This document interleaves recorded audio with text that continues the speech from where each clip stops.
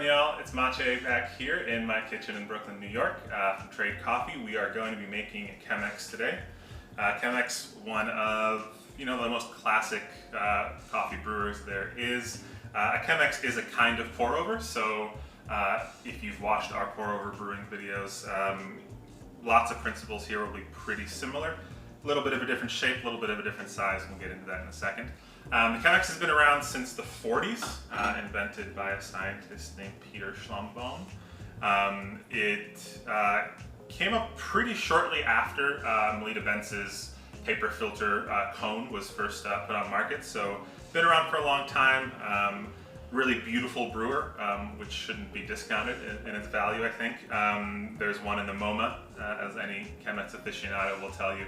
And certainly if you watch many different movies from the 70s, from the 80s, a pretty common home brewing device that you'll find on kitchen counters at the time. So, pretty easy brewer. Let's start with our recipe. We have almost a half cup of coffee here. More importantly, we have 40 grams of coffee here. We're going to be brewing that at a 1:16 ratio. So pretty typical pour over paper filter ratio. Definitely one of the many factors that if you brew this recipe and you find the coffee's not exactly what you want it to be, one of the things you can mess around with, add a little more coffee, add a little more water, use a little less coffee, so on and so forth.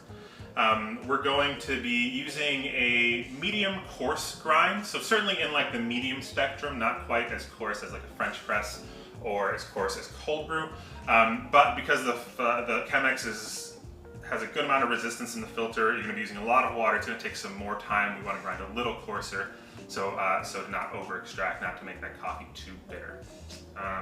We have a Chemex branded filter here, a white one.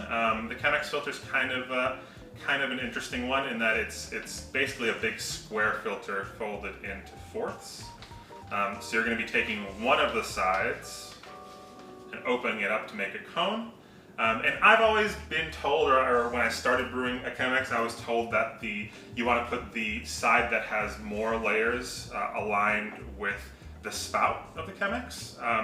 I honestly have not done enough tests to tell you whether that, from my experience, actually makes a huge difference. But it certainly doesn't hurt, so I just kept doing it that way. I do not rinse Chemex filters anymore. Definitely a somewhat controversial opinion, but I've done some taste tests. I don't think you can really taste much of a difference there, so I don't really bother.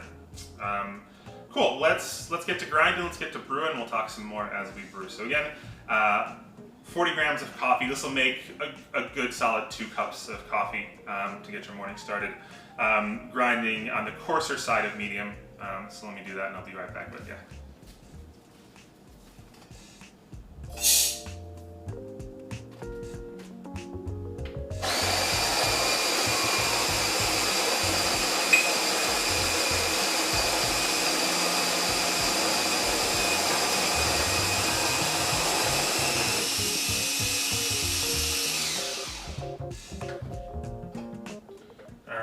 We have some medium coarse grinds, 40 grams of them. I'm going to pour them right in the center here.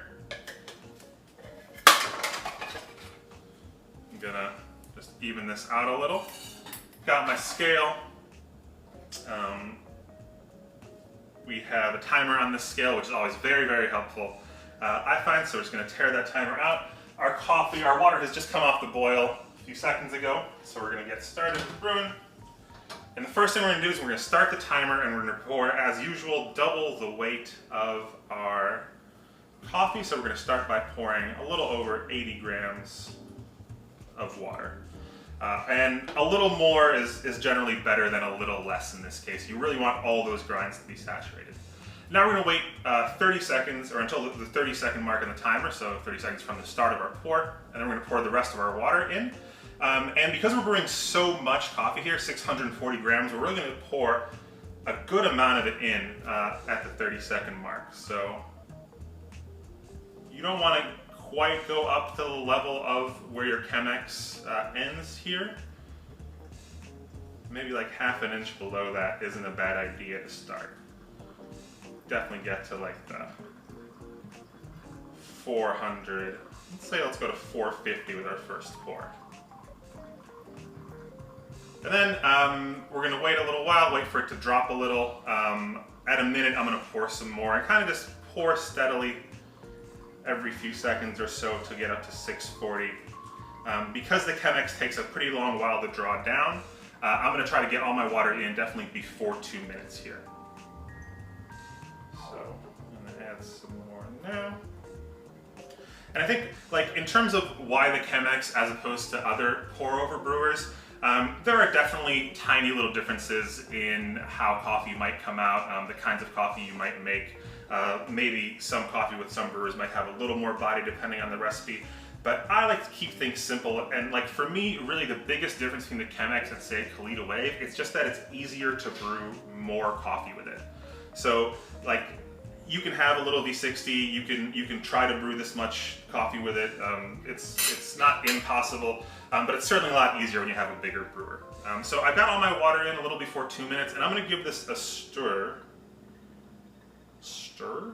It's suddenly a word that I'm saying funny. And the reason for that stir is because I really want to get all those grinds off the wall of the filter. And if I have a Kalita Wave or something that has fluted edges that aren't just flat to the side, I can just pour down the side and loosen them up. But with this Chemex, the way that it's shaped, I don't want to pour down the side. I don't want to send all of those grinds kind of zooming down to the center point and to kind of choke that extraction, choke that drawdown, slow it down. So that stir will really just help me incorporate all those grinds into the body of the Chemex as much as possible. I have 2 minutes and 30 seconds. Definitely still some water left above the grinds to draw down, but that's totally fine. We've got plenty of time. I'm using a kind of like a medium light roast coffee here, a really kind of delicate, bright coffee that I think should do really well with a paper filter. Again, any coffee you brew with a paper filter will have a little less body because those oils and that sediment aren't going through the way they would in, say, a French press. But you will get a little more clarity because those oils won't get really in the way. So I think any coffee is delicious in a Chemex, but especially compared to those metal filter brew methods, those more subtle, more delicate coffees, I think tend to do a little better here if you're looking to highlight that clarity. Also, dark roasts I feel like aren't quite as good in Chemexes for me as they are in metal filter brew methods. That said, dark roasts aren't really my preference anyway, so having those oils dull a little of those bitter roasty edges are probably just good for me personally. So we're approaching 4 minutes here. We got like 15 more seconds. Still have a little water left to drip through. And again, I think that's totally fine. And with this coffee, taking a little longer brew time is gonna be totally fine. It's just gonna highlight its sweetness a little more. I'm starting to see the center of the grinds come up, so we're basically almost done here. Almost all of our coffee has dripped through at 4 minutes. So I'm gonna wrap this up.